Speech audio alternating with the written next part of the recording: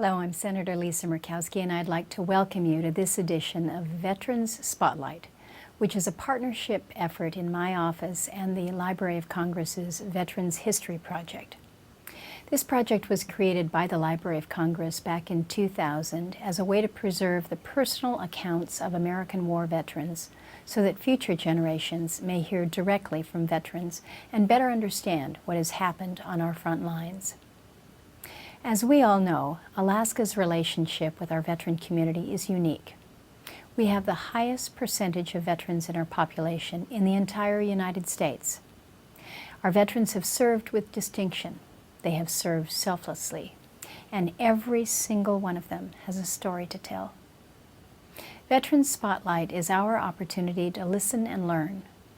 We can learn a lot about our country, our state, and ourselves from the men and women who have fought for us and the freedoms that we hold dear. We owe it to our veterans to honor them through sharing their stories, and we owe it to our nation to use their stories as lessons of patriotism, commitment, and service. If you have a parent, a sibling, friend, or a member of your community whose service to our nation should be shared with the nation, I invite you to reach out to me at spotlight@murkowski.senate.gov. I think 9/11 was a big push. That was something that kind of trumpeted, hey, this is a significant event. And I knew we were going to go to war, and I kind of wanted to be a part of that. I wanted to be a part of what was going on in my country, kind of like being a part of history rather than watching it pass you by. I figured that was my opportunity to do that. And I've always had the patriotic, that that stereotypical patriotic kind of feeling where you just wanted to support and serve. So that was something that really drew me in.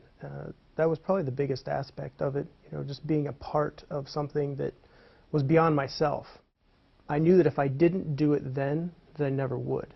I was 25 at the time, so I was really as an old man in terms of joining the Army. Most guys join 18, 19 years old. So I was kind of in a place where I knew that if I didn't do it now, I never would. And I knew if I didn't do it, I would always regret it. The second you get there, there's a long bus ride that I took to get to Fort Benning. And you finally get on base. It was late at night, and they pull up, and as soon as you pull up, the second that you walk off that bus, it's literally a step. It's like that first step on the moon. It's like the first step off that bus, your life changes. And I remember one night, it was really late. It's probably like in the a.m. And I remember I was looking out the window. It's pretty calm and peaceful, and I looked out the window, and I was just kind of sitting there. And I remember just being really hungry. I was kind of starving. And I remember, and I just kind of came to the realization, it's like, there's nothing I can do about it. You're just going to have to deal with it. Like, there's no kitchen to go to. There's no one that's going to give you any food. In fact, if you go to get food, you'll be punished for doing so. The most you can have is drink some water, and that was it was very much, that was kind of a stepping off point in understanding how your life is going to be from that point on. Because when you're in the Army, in particular a combat unit, there is a lot of sacrifice. And I will dare say more so than most other units. In fact, I know so.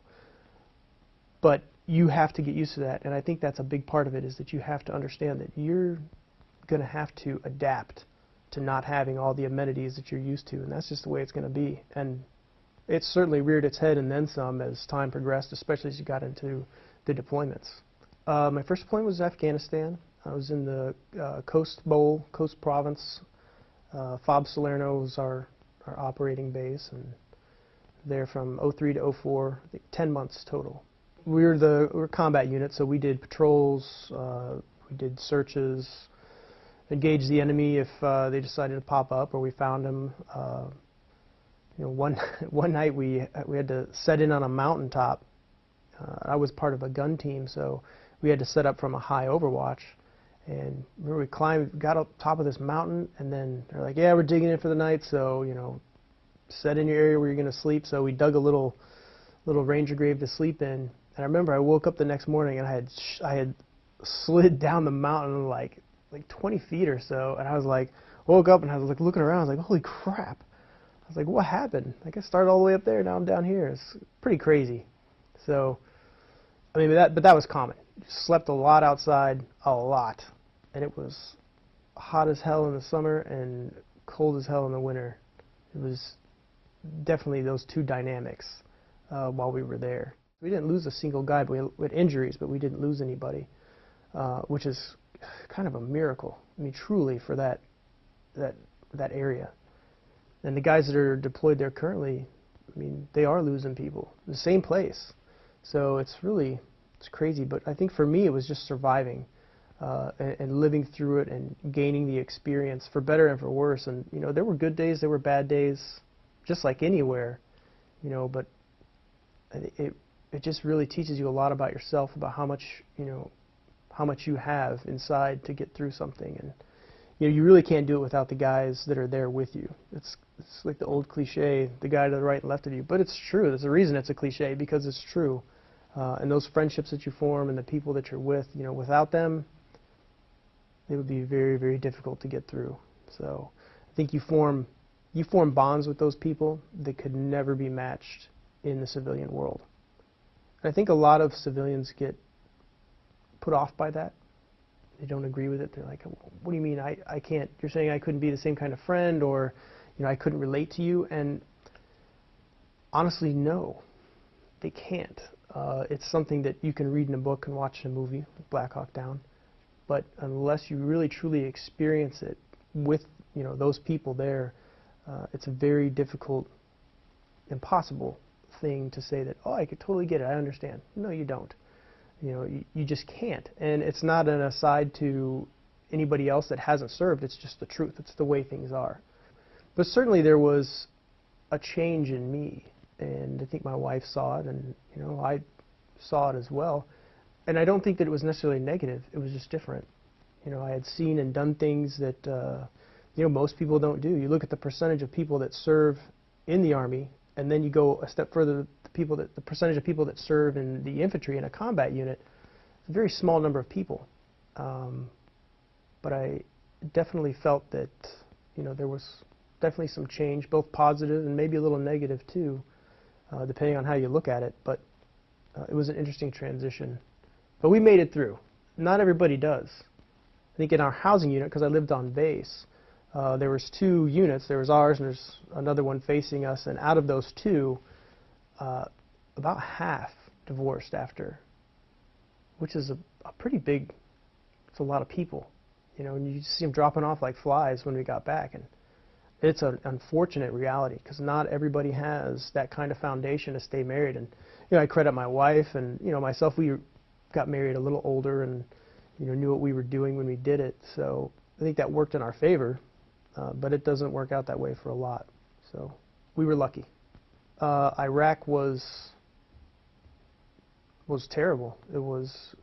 We lost a lot of people, a lot of engagements, a lot of, just a lot.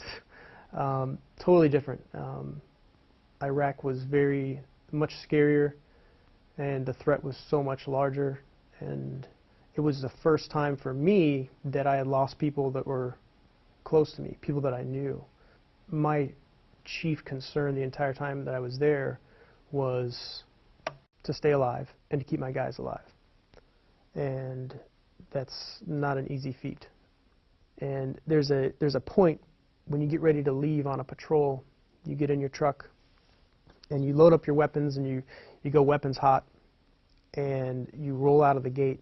And I always think, it's like, well, this is it. And there's a lot of fear just before that moment. But then it's like, it was really weird. The second that you roll out, that fear, it disappears, because at that point, the game has begun. There's no turning back. The plane has taken off and it's in the air. There's nothing you can do until it touches down. So that's what it's like. And you're out there. You could die at any minute, lose a limb, lose a soldier, lose whatever. Anything could happen. And then when you come back, if you come back, it's that same. You go to that same spot where you had left, and you disarm your weapon and everything. And I remember every time I get to that point, I would just think, it's like, all right, I get to live today. Today I get to live. I made it. unless incoming hits me when I'm walking to my hooch. We'll see what happens. But you know, it's a relief once you do that. But after that's done, you're spent, and the toll that takes on your mind, for me, it's kind of irreparable. I definitely have, you know, I have PTSD and I have, you know, residual effects from that. It's never going to go away. And what's funny is, for most guys, they don't want it to, because you feel that all this training and all that stuff that you've done of being on guard and planning everything you go and everywhere you go, you know, you feel that it gives you that edge, like a soldier should have, and you're fearful of letting that go. You know, again, you hit that switch when you come back here to the States, and you know, things aren't really that way. Usually, it's something. It's not a simple thing of like, oh, just turn that off now, I'm good to go. It's not possible. You know, the human mind just doesn't work that way. So it stays with you, and it always will. I think with Iraq, I mean, again, the first time I had lost friends and faced that, I mean, it's a harsh loss. You know, sometimes you lose them just before your eyes, and that is absolutely a life-changing experience. To lose people that you served with, to lose friends, just going out, being out in public can be a trying thing sometimes, with lots and lots of people around. And that's kind of a residual effect of when you're out on patrol and you're in that environment. Your brain is so wired tight, and you're wearing body armor. You have a weapon. You know, you're the superior person there, and you have the ability to control your environment to a certain extent. Whereas, you know, as a civilian, you don't. You're just a civilian. Maybe you've got to conceal and carry, but it's not the same thing. You don't have a squad or a platoon backing you up. You don't have any of that. So you feel very, very vulnerable when you're out and about. And I think, like, a lot of veterans feel that way, especially the combat vets, as they get out there and they're like, I don't even want to be here. I can't control the situation. There's too many people around. There's too many variables on the battlefield. I just want to go where it's safe, quiet, and I don't have to deal with that, because it puts you on edge. And there's nothing you can do about it.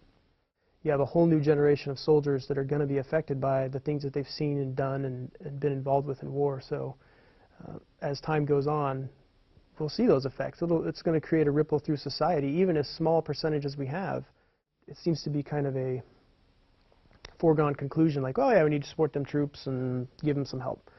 I don't think it's such a blasé thing. I think that it's something that needs to be seriously addressed, and I think that, you know, the soldiers that have actually gone out and done that, whether they're combat troops or not, you know, even your soldiers that just sit on the FOB, you know, they're still in danger of being hit by indirect fire and things like that. So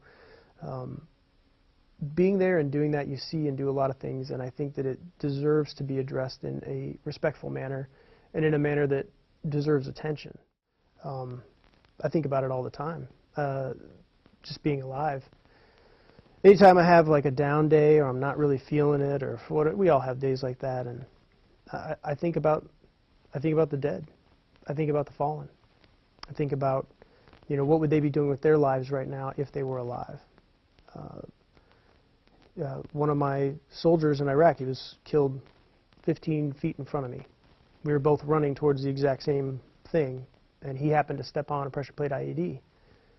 And I think about, there's not a day go by that I don't think about him. But I think about him even more so when I'm having a day where I'm just like, screw this or whatever. You know, I think about the fact that he's not here to even enjoy life, you know.